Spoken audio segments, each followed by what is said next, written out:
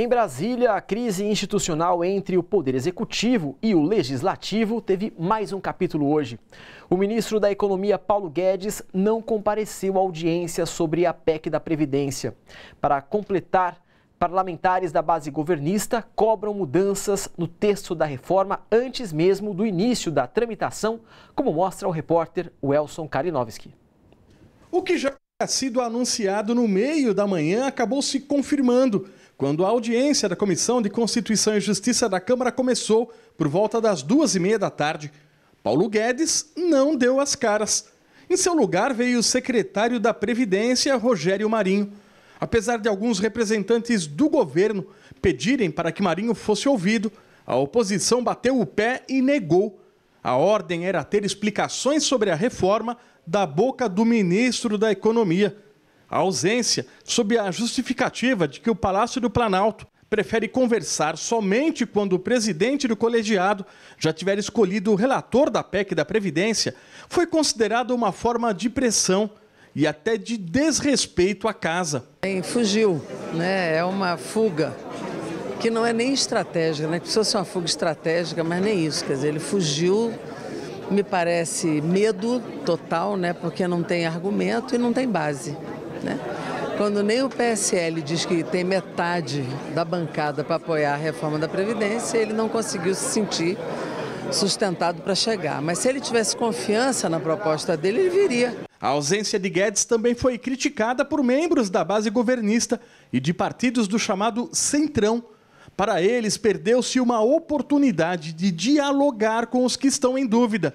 O fato é que nem mesmo eles têm certeza sobre as mudanças propostas pela reforma.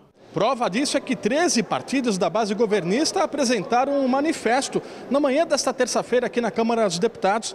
Eles cobraram as primeiras alterações na PEC apresentada pelo governo Bolsonaro. Entre eles, o DEM de Rodrigo Maia, o MDB, o PSDB e também o PSD. Eles querem que 2 pontos específicos do atual sistema previdenciário permaneçam exatamente como estão. Retirar a questão dos trabalhadores rurais e do BPC.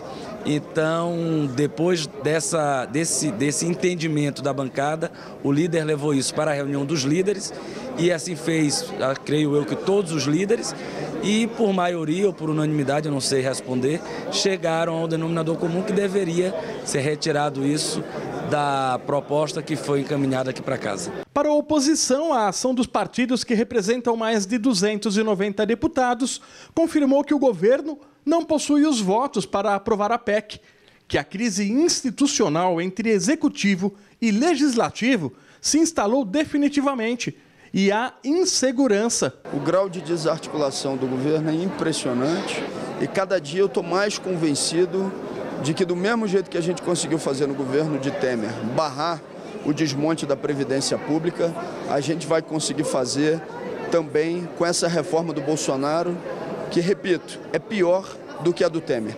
Com a sessão suspensa, ficou decidido por comum acordo que Paulo Guedes deve comparecer à CCJ na quarta-feira da próxima semana.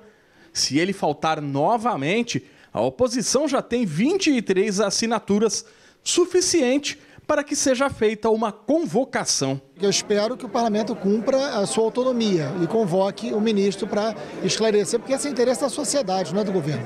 Gente, bora fortalecer a TVT? É só clicar em inscrever-se e depois clicar no sininho. Pronto! Assim que pintar notícia nova, você fica sabendo no ato.